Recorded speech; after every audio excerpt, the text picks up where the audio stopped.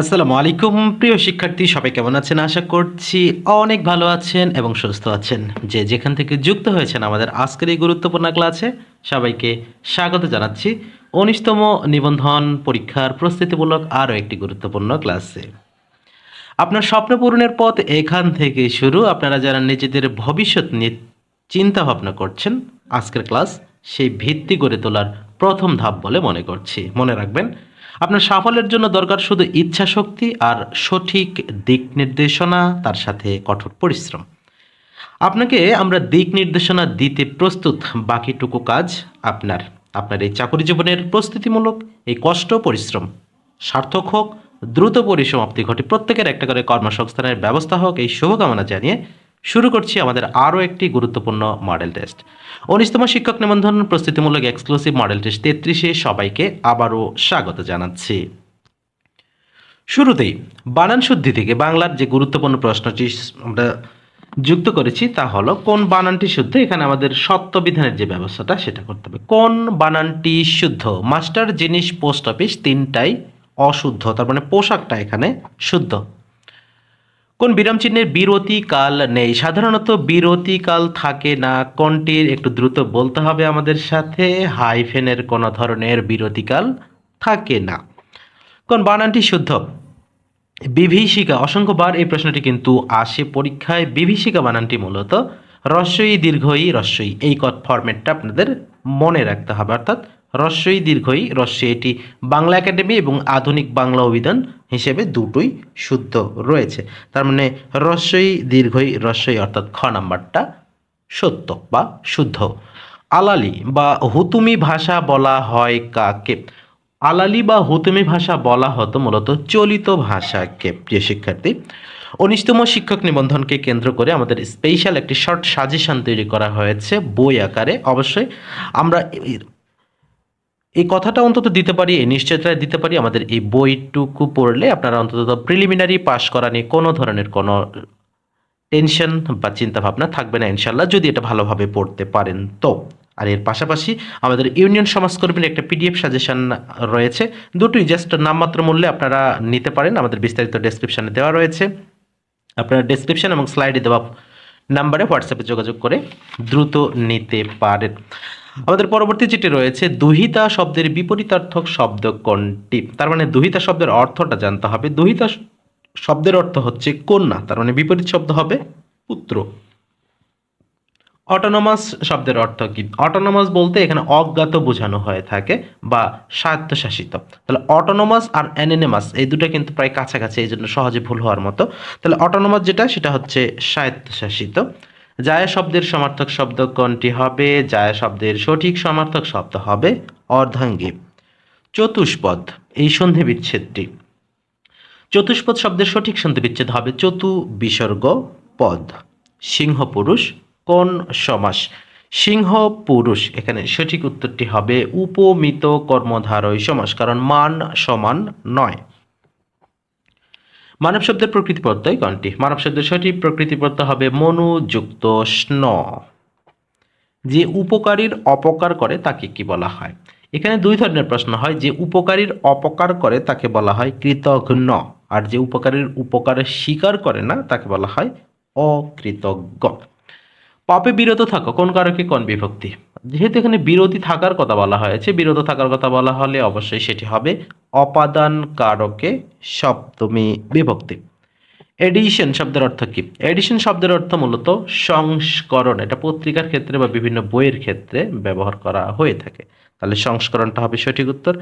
রাত্রি শব্দের সঠিক সমার্থক শব্দ নয় কোনটি? আমরা জানি ষড়পরি, ত্রিজামা, খনাদা এগুলো রাত্রি শব্দের সমার্থক শব্দ, তার মানে ভানু এটি রাত্রি শব্দের সমার্থক শব্দ নয়। যা পূর্বে ছিল এখন নেই, যা পূর্বে ছিল এখন নেই, এটি সঠিক বাক্য সংকোচন যদি আমরা বলি তাহলে হবে ভূতপূর্ব। কেতা দুরস্ত শব্দের সঠিক বাগধারা কোনটি হবে? কেতা দুরস্ত সঠিক আমরা বাগধারা যদি করি তাহলে এটি হবে পরিপাটি, পানি দিবা। সন্ধি ব্যাকরণের কোন অংশে আলোচিত হয়? খুবই গুরুত্বপূর্ণ প্রশ্ন।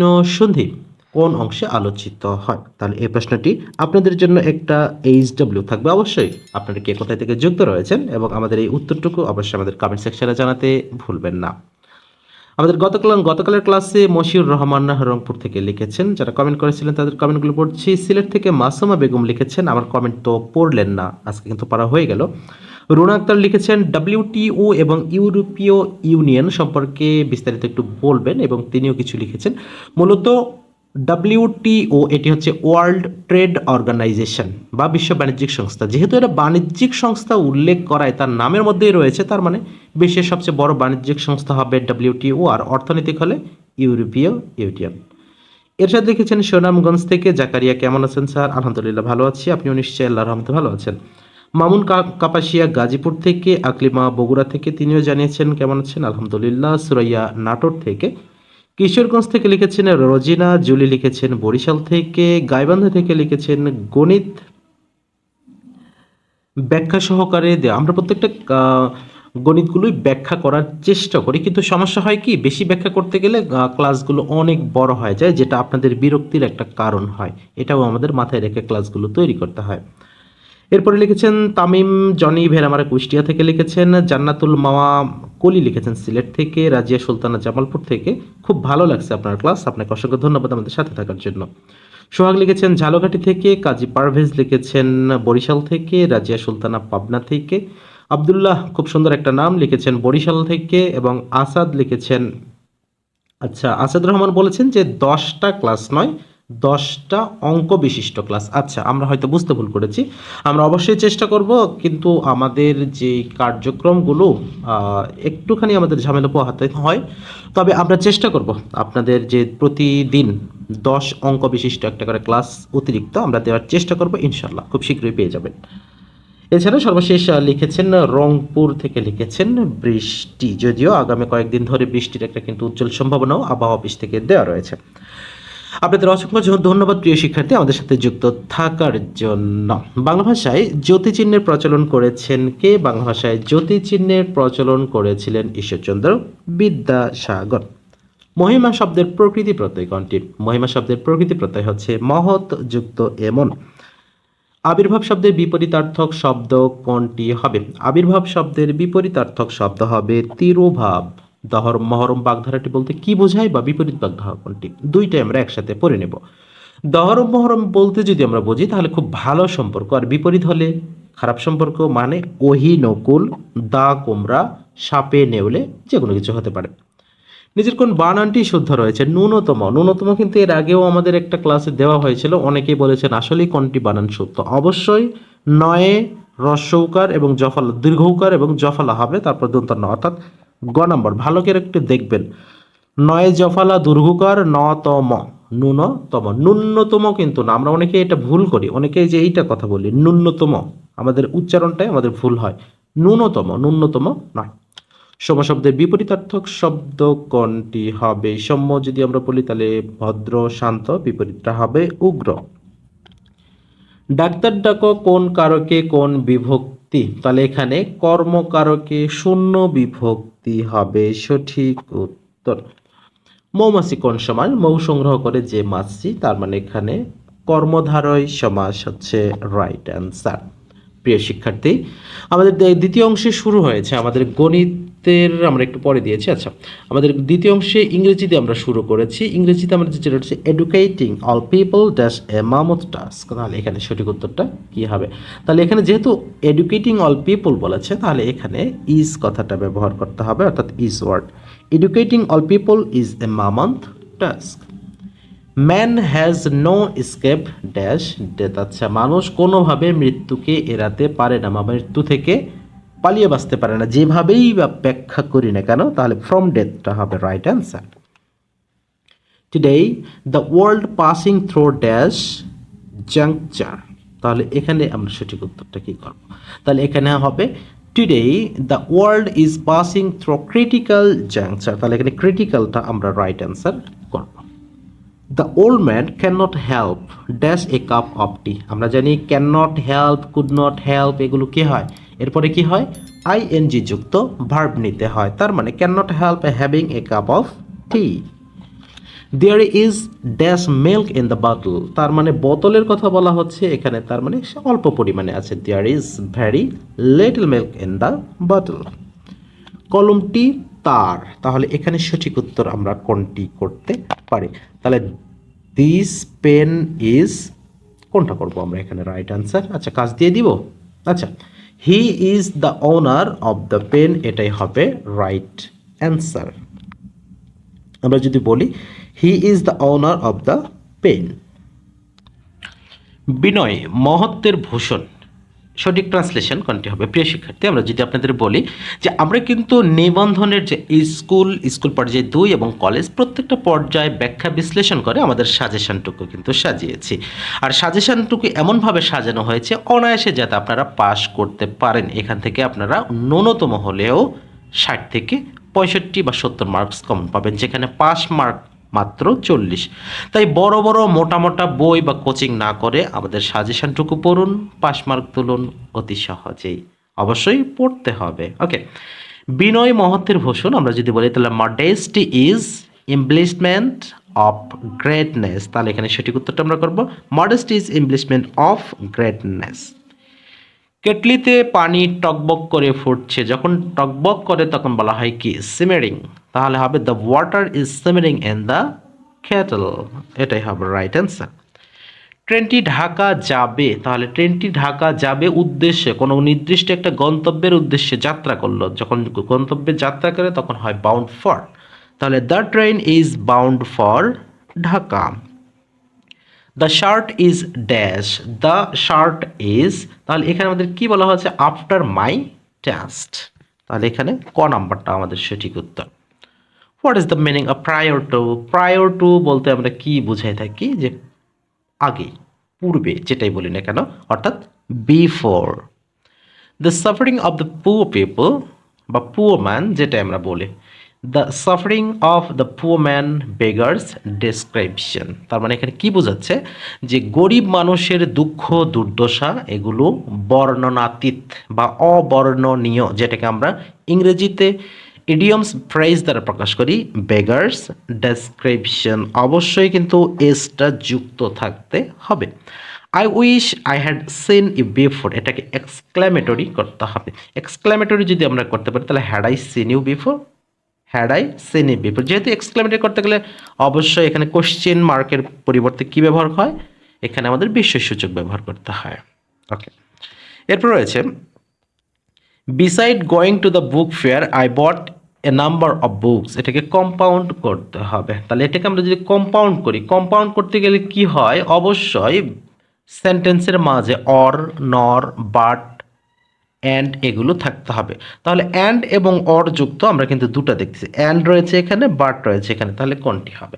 তাহলে এখানে যেহেতু বলা আছে besides going to the fair I bought A number of books, তাহলে আমরা যদি বলি যে I not only went the book fair but also bot A number of books, আমি শুধু মেলাই যাই নাই, অনেকগুলো বইও কিনেছি, তার মানে এটাই কিন্তু রাইট অ্যান্সার বলে গণ্য হচ্ছে। Do you find your payment too little, এটাকে আবার প্যাসিভ করতে হবে। তাহলে প্যাসিভ করতে যদি আমরা যাই তাহলে এখানে কি রয়েছে? যেহেতু কোশ্চেন মার্ক রয়েছে ইজ, তাহলে ইজ দ্বারা তো শুরু করতেই হবে। ডু ইউ যেহেতু রয়েছে এটা প্রেজেন্ট ফর্মে রয়েছে, আমরা ইজ দ্বারা শুরু করব। তাহলে এখানে সঠিক উত্তরটা হবে is your payment found too little to you, অর্থাৎ ক নাম্বারটাই আমরা দেখছি right. There is little milk in the glass, এটাকে আবার ইন্টারোগেটিভ করতে হবে। তাহলে ইন্টারোগেটিভ করতে হলে অবশ্যই শেষে কোশ্চেন মার্ক থাকবে। তাহলে এখানে হবে যে ইজ দেয়ার এনি মিল্ক, যেহেতু বলছে little milk in the glass, তাহলে is there any milk in the glass, এটাই হচ্ছে রাইট অ্যান্সার। তাহলে এখানে গ নাম্বারটা আমরা রাইট অ্যান্সার করব। I know him better than you, আমি তাকে তোমার চেয়ে ভালো করেছি, তাহলে এটাকে আমরা পজিটিভ যদি করি তাহলে you don't know him as well as I, তাহলে এখানে অ্যাজ ওয়েল অ্যাজ আই, এটা হবে right answer. I am sure that he pass the examination, যেহেতু এক্সাম এখনো তো হয়ই নাই, পাস করার প্রশ্ন আসে না, বাট সে কি বলছে? আই এম শিওর, আমি এটা নিশ্চিত, that he pass the exam, তার মানে সে পাস করবে এটা বোঝাচ্ছে, তার মানে উইল পাস। ক্লিয়ার তো? তাহলে মানে he will pass in the examination. Walk carefully let dash, তার মানে সাবধানে হাঁটাহাঁটি করো। লিস্ট, তাহলে লিস্ট থাকলে অবশ্যই পরবর্তীতে শুড ব্যবহার করতে হয় লিস্টের পরে। তাহলে walk carefully lest, you should stumble, সাবধানে হাঁটাচলা করো, সাবধানে হাঁটো নইলে হোঁচট খেতে পারো, এই কথাটাই বোঝানো হচ্ছে। পরবর্তী প্রশ্ন যেটি বলা রয়েছে যে people talk his curse even after his death, তাহলে এখানে people talk of his curse even after his death, তাহলে এখানে টক অফ কথাটা ব্যবহার করতে হবে, অবশ্যই টক্স না কিন্তু টক। 3/4 of the work dash finished, যখনই কোনো কাজকে ভগ্নাংশ আকারে প্রকাশ করা হবে বা ভগ্নাংশ আকারে থাকবে তখন সেখানে হ্যাজ বিন ব্যবহার করতে হয়।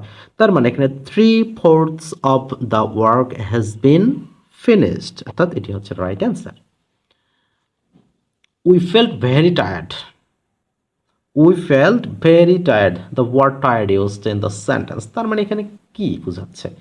উই ফেল্ট ভেরি টায়ার্ড, তার মানে এই টায়ার্ডটা মডিফাই করতেছে কাকে? তার মানে এই টায়ার্ড, এই যে উইকে মডিফাই করতেছে না, সাবজেক্টকে মডিফাই করছে, তার মানে এখানে এটা অ্যাডজেক্টিভ হিসেবে কিন্তু রয়েছে। দ্য ওয়ার্ড অফ দ্য, আচ্ছা, the verb of the word beautiful, তাহলে বিউটিফুলের ভার্ব ফর্ম কোনটি হবে? Beautify. The synonym of the word huge, huge বলতে আমরা মানে যে কি বোঝাই? প্রচুর, অনেক, বিশাল বলি না, তার মানে এটাকে আমরা যদি সিনোনিম হিসেবে বলি তাহলে কলোসাল হিসেবে নিতে পারি। এবারে অ্যান্টিনিয়াম থেকে যেটি রয়েছে the antonym of the word unique, unique মানে কি? একদম আনকমন, যেটাকে আমরা বলে থাকি আমাদের নর্মাল ভাষায় কি বলে থাকি? আনকমন বলে থাকি। ইউনিক এক মানে এর আর কোনো কপি পেস্ট কোনো কিছুই নেই, তাহলে এর অ্যান্টিনিমটা কি হবে? তাহলে আমি একটু আগেই বললাম যে ইউনিকের সিনোনিমটা কি হবে? আনকমন, তার মানে অ্যান্টিনিমটা হবে নিশ্চয়ই কমন, অর্থাৎ সাধারণ, যেখানে সেখানে পাওয়া যায়। আমরা ইউনিকটাকে রেয়ার বলেও বলতে পারি, মানে যা সহজে পাওয়া যায় না, এটা হয়তো একটু ভিন্ন হিসেবে যাবে। এবারে আমরা গণিত অংশ যেটা শুরু করছি, প্রিয় শিক্ষার্থী, আপনাদের কাছে অনুরোধ, এটা আমার জন্য আমি অনুরোধ করছি না, আপনাদের জন্য অনুরোধ করছি যে আপনারা এই গণিত অংশটুকু প্লিজ একটু মনোযোগ সহকারে দেখবেন এবং বেশি বেশি আমাদের ভিডিওগুলো শেয়ার করবেন, লাইক করবেন, কমেন্ট করবেন এবং সাবস্ক্রাইব করবেন। কারণ কি, আপনি একা উপকৃত না হয় আরও দুইজনকে উপকৃত হতে দিন, হ্যাঁ। আর আমাদের সেম একই নামে স্মার্ট গভর্নমেন্ট জব সলিউশন নামে ফেসবুক পেজ রয়েছে, আপনারা চাইলে ফেসবুক পেজেও যুক্ত থাকতে পারেন। 6টি ক্রমিক পূর্ণ সংখ্যার প্রথম তিনটির যোগফল 27 হলে শেষ তিনটির যোগফল কত? এই ধরনের অঙ্ক যখনই আসবে তখন আপনার কাজ কি হবে? যে প্রথম অংশ কত বলা হয়েছে একটু বোঝেন। প্রথম 6টি ক্রমিক সংখ্যার প্রথম তিনটির যোগফল 27, তাহলে 27টা লিখবেন, প্লাস পরে কয়টি বলেছে? তিনটির যোগফল, যত বলবে তার উপরে স্কোয়ার, তার মানে 3 তিরিকে 9, তার মানে 9 আর সাথে কত হচ্ছে? 36। এই যে 36টাই আমাদের অ্যান্সারটা কিন্তু হয়ে গেল। ওকে, যদি এখানে বলতো যে প্রথম 10টির যোগফল 27, পরের 5টির যোগফল কত, তাহলে ওই 27-এর সাথে 5 স্কোয়ার 25 যোগ করতেন, তাহলে কিন্তু হয়ে যেত। আশা করছি বিষয়টা বুঝতে পেরেছি। 1 নটিক্যাল মাইল সমান, আচ্ছা 1 নটিক্যাল সমান কত মাইল? ওকে, এখানে দেখতে হবে 1 নটিক্যাল মাইল সমান কত মিটার। তাহলে এখানে 1853, যেহেতু আমরা জানি যে 1.853 মিটার মানে কিলোমিটার হয়, তাহলে এখানে কি হবে? 1853.18, এই তো 18ই তো হয়, তাহলে এখানে 1853.18 মিটার। দুটি সংখ্যার লসাগু এ এবং গসাগু বি হলে একটি সংখ্যা সি হলে অপর সংখ্যাটি কত? খুব গুরুত্বপূর্ণ একটা অঙ্ক এসেছে, আমি কিন্তু এই লসাগুকে কত সুন্দর করে বুঝিয়েছি তার ইয়ত্তা নেই। তারপরেও বলি, আমি যখন বলেছি যে একটা সংখ্যা এক্স একটা সংখ্যা ওয়াই আমরা ধরে নিলাম, তাহলে এই দুটা সংখ্যার গুণফলও যেটা হবে, এর লসাগু এবং গসাগুর গুণফলটাও সেটাই হবে। তাহলে এখন অঙ্কে আসি, লসাগু আর গসাগুর গুণফল কত? A B. ওকে, তাহলে একটি সংখ্যা সি হলে অপর সংখ্যাটি কত হলো? তাহলে জাস্ট এ বিকে আমরা সি দ্বারা ভাগ করলে অপর সংখ্যাটি পাবো না? এটাই তো রাইট অ্যান্সার, তার মানে এ বি ডিভাইডেড সি, এটাই হচ্ছে রাইট অ্যান্সার। এরপরে যেটা বলছে যে একটি লেবু 4 টাকায় কিনে 5 টাকায় বিক্রি করে লাভ কত হলো? আচ্ছা, তাহলে 4 টাকায় কিনে 5 টাকায় বিক্রি করছি, তাহলে 4 টাকায় কয় টাকা লাভ হলো? 1 টাকা লাভ হলো। তাহলে 4 টাকায় যখন 1 টাকা লাভ হবে, তাহলে 100 টাকায় কত লাভ হবে? নিশ্চয়ই 25 টাকা লাভ হবে, তার মানে 25%টা হচ্ছে এখানে রাইট অ্যান্সার। 100 টাকা 5 বছরে, আচ্ছা 100 টাকা 5 বছরে মুনাফা আসলে 200 টাকা হলে মুনাফার হার কত, তাহলে একটু বুঝুন। তাহলে 100 টাকা মুনাফা আসলে 200 টাকা হয়েছে, তার মানে বিয়োগ করলে কত পাবো আমরা? 100ই পাবো। তার মানে 100 টাকার 5 বছরের মুনাফা 100 টাকা, তাহলে 20%। এটা তো মুখে হয়ে যাচ্ছে না? তাহলে এখানে সরাসরি আমরা করবো 20%, কারণ 5 20 100, তার মানে এখানে মুনাফার হারটা হচ্ছে 20%। নিজের কোন ভগ্নাংশটি 2/3 থেকে ছোট? আমি ক্রস ম্যাচিং পদ্ধতিতে কিন্তু দেখিয়েছিলাম। যেমন এখানে 2/3, এখানে 4/5, তাহলে এখানে 5 দুগুণে 10, 3 4 12, এটার মান হলো 10।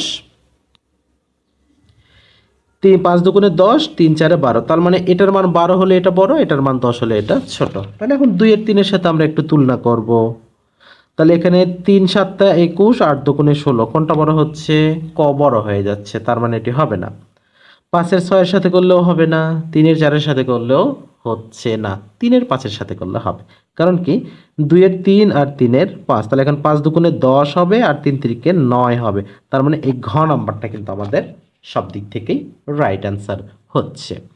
এর পরবর্তী যে গুরুত্বপূর্ণ অঙ্কটি রয়েছে, 15 জন লোক একটি কাজ 20 দিনে করলে ওই কাজটি একদিনে করতে কতজন, মানে কতজন লোক লাগবে? তাহলে একেবারে সিম্পল, কিন্তু এটাকে আমরা জটিল বানাতে সিদ্ধহস্ত। বাংলাদেশে ক্রিকেট ম্যাচ যারা দেখে থাকেন তাদের অন্তত হার্টবিটটা হার্ড হওয়ার কথা বা শক্ত হওয়ার কথা, কারণ ভালো একটা ম্যাচকে কিভাবে হারার পর্যায়ে নিয়ে গিয়ে আবার জিততে হয় সেটা সিদ্ধহস্ত হচ্ছে বাংলাদেশ। তো সেম এই অঙ্কের ক্ষেত্রে আমরা যদি বলি 15 জন লোক 20 দিন একটি কাজ করলে একদিনে কাজ জাস্ট 15 আর 20 গুণ করতে হবে, অ্যান্সার 300। 3 বছর পূর্বে মা ও মেয়ের বয়স ছিল যথাক্রমে 27 এবং 2 বছর। 5 বছর পর তাদের বয়সের অনুপাত কত হবে? অনুপাত বের করতে গেলে নিশ্চয়ই আগে বয়সটা বের করতে হবে। তাহলে 3 বছর পূর্বে, তাহলে বর্তমানে কত? বর্তমান বের করতে গেলে 3 যোগ করতে হবে, আবার সাথে অতিরিক্ত আরও 5 যোগ করতে হবে। তাহলে প্রথমে আমরা আসি, 27 যোগ 3 যোগ 5, তাহলে কত হলো? 5 3 8, 8 7 15, তার মানে এখানে কত হবে? 35 হবে। তাহলে এখানে 35 লিখলাম, এটা হচ্ছে মার বয়স। এবারে মেয়ের বয়স কত? 2, তাহলে এখানে 2 + 3 + 5, তার মানে 5 3 8 2 10। তাহলে এই যে 35:10, আমরা সরাসরি যদি 5 দিয়ে কাটাকাটি করি তাহলে 7:2, আর এই 7:2টাই হবে আমাদের সঠিক উত্তর। আশা করছি বিষয়গুলো বোঝাতে পেরেছি। একটি সংখ্যার 5 গুণের সাথে তার বর্গ বিয়োগ করলে এবং 6 বিয়োগ করলে যোগফল 0 হয়। কথাটা একটু ভালোভাবে বুঝবেন। একটি সংখ্যার 5 গুণের সাথে তার বর্গ বিয়োগ করলে এবং 6 বিয়োগ করলে যোগফল 0 হয়। আচ্ছা, তাহলে এটা দুই একটা সংখ্যা না, অনেক কয়েকটাই সংখ্যা হবে। এখানে অপশনগুলোর মধ্যে কোনটা হতে পারে? আমরা একটু অপশন ধরে করব। যেমন 1 এর 5 গুণ কত? 5। আচ্ছা, এখন 1-এর 5 গুণের সাথে তার বর্গ বিয়োগ করলে, তাহলে 1-এর বর্গ কত? 1, তাহলে কত হলো? 4, এবং 6 বিয়োগ করলে যোগফল 0 হয়। তাহলে 6 বিয়োগ করলে এখানে তো 0 হলো না, তার মানে এটি হবে না। এবার আমরা 2-এর 3 আসি। 2-এর 3 যদি আমরা বলি, আচ্ছা এখানে 2-ও রয়েছে, আচ্ছা আমরা এখানে 2-এর হিসাবটা করে নিই।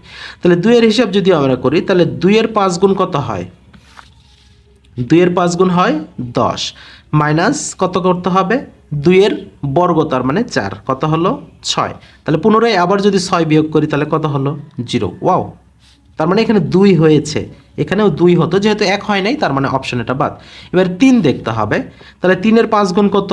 15, আর তারপরে 3-এর মানে বর্গ কত? 9, তার মানে কত হলো? 6 - 6 = 0। ওকে, আমাদের তাহলে এই 2-এর 3টা 2 অথবা 3 এটি হচ্ছে রাইট অ্যান্সার।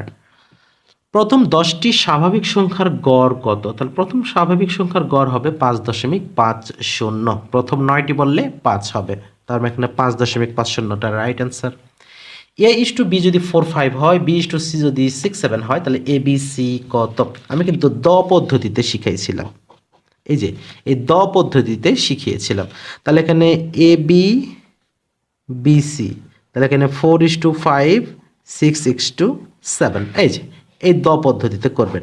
তাহলে প্রথমে নিচের দিক দিয়ে আসতে হবে, 4 6 24, 5 6 30, 5 7 35, তাহলে 24 30 35, এটাই হচ্ছে আমাদের রাইট অ্যান্সার। লগ 2√5 ভিত্তিক 20 এর মান কত? তাহলে এখানে আমাদের যেটা করতে হবে, লগ 2√5 এর উপরে 20 রয়েছে, তাহলে এখানে লগ 2√5, আমাদের যেহেতু ভিত্তি এবং পাওয়ার দুটোই সমান বানাতে হবে, এই জন্য আগে থেকে আমরা 2√5 নিয়ে নিলাম। এখন এর উপরে এমন একটা সংখ্যা আমাদের বসাতে হবে যাতে 20 মিলে যায়। আমরা যদি স্কোয়ার দেই তাহলে 2 দুগুণে 4, স্কোয়ার রুট কেটে গেল, 4 5 20 মিলে যায়। তার মানে দুইটা সামনে আসলে লগ 2√5 এবং 2√5 মিলে হয় 1 = 2। তার মানে এটার অ্যান্সারটা কত হচ্ছে? 2 হচ্ছে। এরপরে যেটা রয়েছে, a minus B divided A B plus B minus C divided BC plus C minus A divided C এর মান কত হবে? আপনি যত কষ্টই করুন না কেন, শেষ পর্যন্ত অঙ্কটার মান আসবে a big 0। 8 two the power 2x plus 3 equal 2 two the power 3x plus 6 হলে এখানে x এর মানটা কত হবে? তাহলে একটু ভালোভাবে বুঝবেন। 8 2x প্লাস 3 সমান 2 two the power 3x plus 6। আচ্ছা, তাহলে আমাদের এমন একটা অপশন নিতে হবে যাতে আমাদের এখানে উভয় পক্ষে মানটা মিলে যায়। যেহেতু আমাদের -3 রয়েছে, প্রথমে -3 দিয়ে খুব সম্ভবত এটা মেলার সম্ভাবনা নাই, কারণ এখানে 3 দুগুণে 6, -6 8, এখানে অনেক মান হয়ে যাবে। আমরা -1 দিয়ে যদি ট্রাই করি তাহলে এখানে -1 দিয়ে ট্রাই করলে কি হবে? -2 প্লাস 3, আবার 2-র উপরে এখানে -3 প্লাস 6। তাহলে এখানে 8-এর উপরে আমাদের পাওয়ার কত হচ্ছে? 1 হচ্ছে। তারপরে এখানে 2-র উপরে পাওয়ার কত হচ্ছে? 3 হচ্ছে। তার মানে এখানে 8 এবং 8 উভয় পাশে কিন্তু মিলে গেল। তার মানে এখানে যদি আমরা x এর মান -1 ধরি, সেক্ষেত্রে আমাদের উভয় পক্ষে এটি মিলে যায়। x -1 ডিভাইডেড x = 3 হলে x to the power 4 plus 1 divided x to the power, আচ্ছা, x to the power 4 plus 1 divided x square এর মান কত? আচ্ছা, এখানে একটুখানি ক্যালকুলেশন আমরা করে নেব, যেটা কি রয়েছে, x -1 ডিভাইডেড x এর মান কত রয়েছে? 3 রয়েছে। তাহলে এখানে x to the power 4 plus 1 divided x square, এটাকে আমরা যদি মডিফাই করে নিই তাহলে কি হবে? x square plus 1 divided x square. তাহলে এখানে আমরা মান স্কোয়ার -2 এই ফরম্যাটটা ব্যবহার করব। তাহলে মান স্কোয়ার -2 মান কত ছিল? 3। 3 স্কোয়ার -2, তাহলে 9 2, তাহলে কত হলো? ও আচ্ছা, এখানে মাইনাসের মান থাকলে এখানে প্লাস দিতে হবে। তাহলে এখানে 11 হচ্ছে আমাদের রাইট অ্যান্সার। তাহলে এখানে সঠিক উত্তরটা আমরা কত করব? 11। ওকে, x গ্রেটার দ্যান y এবং z লেস দ্যান 0 হলে নিচের কোনটি সঠিক হবে? তাহলে যেহেতু y এর থেকে x বড় এবং 0 থেকে আবার z ছোট, তাহলে অবশ্যই উভয়ের সাথে z থাকতে হবে। z যখন থাকবে উভয়ের সাথে, তখন z এর সাথে যখন y থাকবে, যেহেতু x এর চেয়ে y ছোট, সেহেতু yz-টা হবে বড় আর xz-টা হবে ছোট। তাহলে এখানে আমাদের xz লেস দ্যান yz-টা হবে রাইট অ্যান্সার। এরপরে আমাদের যেটা রয়েছে যে a - 2b = 3c, abc 36 হলে c এর মান কত? মারাত্মক একটা ঝামেলাপূর্ণ জিনিস। তাহলে এখানে আমাদের যেটা দেওয়া রয়েছে যে a = 2b R 2b = 3c। আচ্ছা, তাহলে এখানে যে কোনো একটা মান আমাদের নিয়ে কাজ করতে হবে। তাহলে এখানে একটা মান নিয়ে যদি আমরা কাজ করি, যেমন 3abc, ভালো করে বুঝবেন, abc = 36। তাহলে এখানে কি কি রয়েছে? যেহেতু সি এর মান করেছে, সবগুলোকে আমরা সিতে কনভার্ট করব, রাইট? তাহলে প্রথমে আমরা এ কে রূপান্তর করি 2b-তে। তাহলে 2b into B into C = 36। এবারে 2b সমান আমরা কি লিখতে পারি? 3c লিখতে পারি। তাহলে এখানে আমাদের কি আছে? 2b এবং এখানে b, তাহলে এখানে 2b স্কোয়ার হয়ে গেছে। তাহলে 2b স্কোয়ার ইন্টু সি = 36। তাহলে এখানে আমাদের 2b স্কোয়ার হচ্ছে, তাহলে এখানে আলাদা করে b এর মানটা আমাদের বের করে নিতে হবে। তাহলে b এর মান বের করতে গেলে আমাদের কি করতে হবে? = 3c। তাহলে a = 3c হলে তাহলে আমাদের এখানে b = 3/2c কিন্তু করতে পারি। 3c/2 2, এটা কিন্তু করতে পারি। তাহলে এখন এখানে হবে 2 into 3c divided 2 total square into C equal 36। তাহলে এখানে 2 into 9c square divided 4 equal to C equal to 36। তাহলে এখানে আমাদের কি হবে, এখানে 2 2 কাটলে গেলে 9c cube divided 2 equal to 36। এবারে আমরা কি করব, যে এখানে 9c কিউব ইকুয়াল টু 72 করব, কারণ ওই পাশে 36 দুগুণে 72। এবারে যদি উভয় পক্ষ থেকে আমরা 9টা ভাগ করে দিই, তাহলে c কিউব ইকুয়াল টু কত হবে 8, c cube equal to 2 cube, 8কে আমরা 2 কিউব কিন্তু বানাতে পারি। উভয় পক্ষ থেকে পাওয়ার 3 বাদ দিলে c সমান 2 হবে রাইট অ্যান্সার। তার মানে এখানে 2 হচ্ছে সঠিক উত্তর। 3x cube plus 2x square minus 21x minus 20 এই রাশিটির একটি উৎপাদক কত হবে। তাহলে এখানে যদি আমরা প্রথম থেকে দেখি যে x, আচ্ছা সবগুলো আমাদের এখানে প্লাস অবস্থায় প্রথমে রয়েছে, তার মানে x প্লাস 1টা এই রাশির একটি উৎপাদক হওয়ার সম্ভাবনা বেশি এবং এটা হবে রাইট অ্যান্সার। এরপর রয়েছে সমকোণী, x plus Y equal to যদি 3 হয়, x মাইনাস ওয়াই ইকুয়াল যদি 1 হয়, তাহলে 4xy এর মান কত হবে। আমরা নর্মালি ধরি এমন দুটো সংখ্যার যোগফল 3 এবং বিয়োগফল 1, তাহলে কত হবে। যেমন 2 আর 1 যোগ করলে আমাদের কত হয়, 3 হয়, বাট 2 আর 1 এর যোগফল 1 হয়, তার মানে x এর মান 2 এবং y এর মান 1। তার মানে এখন যদি আমরা 4xy ভার্সনে করে নিতে চাই, তাহলে কত হবে 4 ইন্টু 2 ইন্টু 1, তার মানে 8 হবে আমাদের সঠিক উত্তর। সমকোণী ত্রিভুজের ক্ষেত্রে আমাদের যে প্রশ্নটি রয়েছে, সমকোণী ত্রিভুজের অপর কোণদ্বয় কেমন হবে। তাহলে যেহেতু সমকোণী ত্রিভুজের একটা 90 ডিগ্রি, বাকিটা 45 এবং 35 বা 55 35 হবে। হ্যাঁ, 55 35টা রাইট অ্যান্সার হবে, তার মানে এটি হবে সঠিক উত্তর। একটি ত্রিভুজের কোণগুলোর অনুপাত 2 3 5, এর বৃহত্তম কোণটি কত ডিগ্রি হবে। তাহলে আমরা জানি একটি ত্রিভুজের প্রত্যেকটা যেই আমাদের কোণ বলি, কোণের সমষ্টিটা কত হয় 180 ডিগ্রি হয়। তাহলে এখানে 5 3 8 2 10, 10 দ্বারা 18কে 180কে ভাগ করলে 18 হবে। এবারে 18 দিয়ে আমরা 5কে গুণ করলে হবে 54, 5 18 90, তাহলে এই 90 ডিগ্রিটা হবে সবচেয়ে বড় এবং এটি হবে রাইট অ্যান্সার। এবি সিডি সামান্তরিকের এবি সমান 12 হলে ডি বিন্দু থেকে এবি এর লম্ব দূরত্ব 6 সেন্টিমিটার, সামান্তরিকটির ক্ষেত্রফল কত। ওকে, তাহলে এক্ষেত্রে আমাদের অ্যান্সার করার জন্য নিশ্চয়ই সামান্তরিকের ক্ষেত্রফলের সূত্রটা জানতে হবে। তাহলে এখানে হবে ভূমি গুণ উচ্চতা যেটা রয়েছে, ভূমি কত দেওয়া রয়েছে, যেহেতু সামান্তরিকের এবি দেওয়া আছে 12 সেন্টিমিটার এবং উচ্চতা দেওয়া আছে 6 সেন্টিমিটার, তার মানে 6 12 72, 72 বর্গ সেন্টিমিটারটাই হবে আমাদের এখানে সঠিক উত্তর। এর পরবর্তীতে যেটি রয়েছে, সমবাহু ত্রিভুজের এক বাহুর দৈর্ঘ্য যদি 2√3 হয়, তাহলে ক্ষেত্রফল কতটুকু হবে। তাহলে এখানে নর্মালি আমরা জানি কি √3, এখানে আমাদের যে বাহু স্কয়ার যেটা √3 ডিভাইডেড 4a একক, তাহলে এখানে কি হবে √3 ডিভাইডেড 4, এখানে a স্কয়ারকে আমরা কি করব, তাহলে এখানে আমাদের কত হবে, তাহলে এখানে আমরা যদি করি তাহলে এখানে উপরে √3টা ঠিক থাকবে। আমরা যদি বলি যে এখানে √3 ডিভাইডেড 4, আর এখানে a স্কয়ারের জায়গায় আমরা কি করব, এখানে 2√3 স্কয়ার করব, তাহলে এখানে √3 ডিভাইডেড 4 ইন্টু এখানে 4 ইন্টু 3, তাহলে 4 4 কেটে যাবে, তাহলে 3√3টা হবে এখানে সঠিক উত্তর। তার মানে 3√3 বর্গ একক হবে সঠিক উত্তর। এরপর রয়েছে বৃত্তের ব্যাস 3 গুণ বৃদ্ধি করলে ক্ষেত্রফল কত গুণ, এখানে স্কয়ার করতে হবে, 9 গুণ বৃদ্ধি পাবে। ত্রিভুজের 3টি বাহুকে চক্রাকারে বর্ধিত করলে উৎপন্ন বহিস্থ কোণ 3টির যোগফল কত হবে। উৎপন্ন বহিস্থ কোণ 3টির যোগফল হবে 360 ডিগ্রি।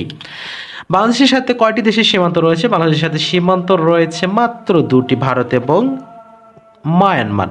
গারো পাহাড় কোন জেলায় অবস্থিত। বেশ কয়েকবার যাওয়ার সৌভাগ্য হয়েছে, খুব ভালো একটা জায়গা, চাইলে যেতে পারেন, সবুজের সমারোহে। এটি হচ্ছে ময়মনসিংহ। নদী গবেষণা কেন্দ্র বা নদী গবেষণা ইনস্টিটিউটটি কোথায় অবস্থিত। এটি ফরিদপুরে অবস্থিত।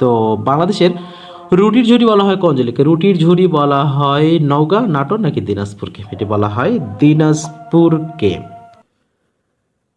বাংলাদেশ কমনওয়েলথের কততম সদস্য? খুবই গুরুত্বপূর্ণ একটি প্রশ্ন। এটি নিয়ে অনেক সময় কিন্তু হয়ে যায় ঝামেলা। এটি 32তম এবং 32তমটাই ফাইনাল আনসার। বাংলাদেশের কোন মসজিদকে ইউনেস্কো বিশ্ব ঐতিহ্য স্থান ঘোষণা করেছে? ইউনেস্কো বিশ্ব ঐতিহ্য ঘোষণা করেছে 60 গম্বুজ মসজিদ, বাগেরহাট, খুলনা। সুইফট কোড এর সংখ্যা কতটি? সুইফট কোড 8টি। এইচটিএমএল এর পূর্ণরূপ কি? এইচটিএমএল হচ্ছে হাইপার টেক্সট মার্কআপ ল্যাঙ্গুয়েজ, যেটি আমাদের গ নম্বর অপশনে রয়েছে। বাংলা নববর্ষ পহেলা বৈশাখ কে চালু করেছিলেন? পহেলা বৈশাখ চালু করেছেন সম্রাট আকবর। কেন্দ্রীয় শহীদ মিনারের স্থপতি কে? শহীদ মিনার এবং স্মৃতিসৌধ দুটো কিন্তু আলাদা। কেন্দ্রীয় শহীদ মিনারের স্থপতিটা হচ্ছে হামিদুর রহমান। মালয়েশিয়ার মুদ্রার নাম কি? এটি আমরা সবাই কম বেশি জানি। তারপরে এই প্রশ্নের উত্তরটি আপনাদের জন্য একটা HW দিয়ে রাখলাম, আপনারা অবশ্যই আপনার উত্তরটি কমেন্ট সেকশনে জানিয়ে যাবেন। হিউম্যান প্যাপিলোমো কি? হিউম্যান প্যাপিলোমো মূলত একটা ভাইরাসকে বোঝানো হয়। নিরাপদ মাতৃত্ব দিবস কবে? ম্যাডামরা যারা ভাইবা দিবেন রিসেন্ট, তারা অবশ্যই এটা ভালোভাবে পড়বেন যে নিরাপদ মাতৃত্ব দিবস হচ্ছে 28 মে। ইনসুলিন কে আবিষ্কার করেন? ইনসুলিন আবিষ্কার করেছেন আলেকজান্ডার ফ্লেমিং। কি অবাক হয়ে গেলেন যে ইনসুলিন কিভাবে আলেকজান্ডার ফ্লেমিং আবিষ্কার করেন? হ্যাঁ, এই প্রশ্নটা খুব সহজে ভুল হওয়ার জন্য একটা, যে ইনসুলিন আর পেনসিলিন এই দুটা কিন্তু খুব পাশাপাশি একটা জিনিস। যে পেনসিলিন আবিষ্কার করেছিলেন আলেকজান্ডার ফ্লেমিং, এটা আমরা বারবার পড়েছি। বাট ইনসুলিন কে আবিষ্কার করেছেন? ইনসুলিন আবিষ্কার করেছেন ফ্রেডরিক গ্র্যান্ড বেন্টিং এবং চার্লস এইচ বেস্ট। বাট অপশানে কিন্তু সেগুলো আমাদের নেই। তাহলে এখানে আমরা কোনটা অ্যান্সার করব? এখানে কোনোটাই অ্যান্সার করার প্রয়োজন আমাদের হচ্ছে না। আবারও নোট নিয়ে নেবেন যে ইনসুলিন আবিষ্কার করেছেন ফ্রেডরিক গ্র্যান্ড বেন্টিং এবং চার্লস এইচ বেস্ট। আর পেনসিলিন আবিষ্কার করেছিলেন আলেকজান্ডার ফ্লেমিং। অ্যান্টিবায়োটিকও আবিষ্কার তিনি করেছিলেন। তার মানে সহজে ভুলযোগ্য জিনিসগুলো অবশ্যই নোট করে নেবেন। টেস্ট ক্রিকেটের দ্রুততম সেঞ্চুরি কার? টেস্ট ক্রিকেটের দ্রুততম সেঞ্চুরি ব্র্যান্ডন ম্যাককালাম। যেহেতু অপশনে যদি আপডেটও হয়, তারপরেও অপশন অনুযায়ী কিন্তু ব্রেন্ডন ম্যাককালামটাই হবে রাইট অ্যান্সার। মহাকর্ষীয় তরঙ্গ আবিষ্কারক দীপঙ্কর তালুকদারের নিজ জেলা কোনটি? যেটা আমরা আমাদের ভাষায় বলি হোম ডিস্ট্রিক্ট। কোথায়? এটা হচ্ছে বরগুনাতে। বিশ্বের সর্বাধিক ব্যবহৃত ভাষার মধ্যে বাংলাদেশের অবস্থান কততম? এটা সপ্তম এবং অষ্টমের মধ্যেই উঠানামা করে। এটা এখনো পর্যন্ত সপ্তম রয়েছে। কোন জেলাকে শস্য ভাণ্ডার বলা হয় থাকে? মনু, এখানে আমাদের বরিশাল জেলাকে বলা হয়। এই নদী সাগর খাল, এই যেতে একটা কথা আছে না, নদী সাগর খাল এই তিনে বরিশাল, এই যেতে একটা কথা আছে, সেই বরিশাল। আমার খুব ইচ্ছা যাওয়ার। বরিশাল থেকে যদি কেউ দেখে থাকেন অবশ্যই কমেন্ট করে জানাবেন। ঘোরার মতো জায়গা কোথায় রয়েছে অবশ্যই খুব শীঘ্রই দেখা হবে ইনশাল্লাহ। 21 ফেব্রুয়ারিতে আন্তর্জাতিক মাতৃভাষা দিবস ঘোষণা করেছেন আচ্ছা, 21 ফেব্রুয়ারি আন্তর্জাতিক মাতৃভাষা দিবস ঘোষণা করা হয় কত তারিখ? এটি হবে 17 নভেম্বর 1999 সাল। অ্যাট লাস্ট যেটা বলা রয়েছে, আচ্ছা 95 নম্বর, কিসের অভাবে গলগণ্ড রোগ হয়? আমাদের গতকালও কিন্তু এখানে দেওয়া হয়েছে, সেখানে কিন্তু অ্যান্সার করা হয়েছিল থাইরক্সিন। বাট এখানে থাইরক্সিন অপশনে নাই, এই জন্য অ্যান্সারটা হবে আয়োডিন। লাল গ্রহ কাকে বলা হয়? লাল গ্রহ বলা হয় মঙ্গল গ্রহকে। এপিকালচার, প্রেসিকালচার, সেরিকালচার, হর্টিকালচার সবগুলো পড়ে নিতে হবে এখান থেকে। এপিকালচারটা হচ্ছে মৌমাছি। সিসমোগ্রাফ কি? সিসমোগ্রাফ হলো আমাদের এখানে সঠিক উত্তরটা হবে ভূমিকম্প মাপক যন্ত্র। সিসমোগ্রাফ এবং রিক্টার স্কেল এখানে দুটি কিন্তু আলাদা জিনিস নয়, এটি একটু পার্থক্য রয়েছে। সিসমোগ্রাফ হচ্ছে যন্ত্র আর রিক্টার স্কেলটা হচ্ছে পরিমাপক, মানে যে মাত্রা পরিমাপক, এই হচ্ছে কথা। বাংলাদেশের স্বীকৃতিদানকারী দ্বিতীয় দেশ, অবশ্যই দ্বিতীয় দেশ হিসেবে থাকবে আমাদের, আচ্ছা প্রতিবেশী তো নয়, প্রতিবেশীর মতো আচরণ তারা করে না, প্রতিবেশী বললাম না। আরেক ফাল্গুন গ্রন্থটি রচয়িতা কে? আরেক ফাল্গুন যা রচনা করেছেন জহির রায়হান। আপনারা কি জানেন যে বাংলাদেশ স্বাধীন হওয়ার পরে জানুয়ারি মাসে, অর্থাৎ 10 থেকে 12 জানুয়ারি খুব সম্ভবত জহির রায়হান নিখোঁজ হয়েছিলেন? আপনারা কারো কাছে কি সঠিক তথ্য আছে বা ইতিহাস পড়ে দেখেছেন যে জহির রায়হানকে কারা কেন গুম করেছিল? নিশ্চয়ই জানেন। এই যে প্রতিবেশী দেশ আমাদের, যার কথা একটু আগে 99 নামের বললাম, এটা ঠিক তাদেরই কাজ। ওকে বন্ধুরা, আমরা সেদিকে যাচ্ছি না। আপনারা যে যেখান থেকে যুক্ত ছিলেন এতক্ষণ আমাদের এই গুরুত্বপূর্ণ ক্লাসে, সবাইকে অসংখ্য ধন্যবাদ জানিয়ে আজকের ক্লাস থেকে এখানেই বিদায় নিচ্ছি। শেষ মুহূর্তে জানিয়ে রাখি, এখন শীতের মৌসুম, রাতের বেলা প্রচুর ঠান্ডা পড়ে, ছিন্নমূল মানুষগুলো প্রচুর কষ্ট পায়। তাই আপনারা যে যে অবস্থায় রয়েছেন, যেখান থেকে আপনাদের নিজ নিজ অবস্থান থেকে ছিন্নমূল মানুষদের পাশে দাঁড়াবেন, একটুখানি গরম কাপড়ের ব্যবস্থা করে দিবেন, এই প্রত্যাশায় শেষ করছি আমাদের আজকের ক্লাসটি। সবাই অনেক ভালো থাকুন, সুস্থ থাকুন। আল্লাহ হাফেজ।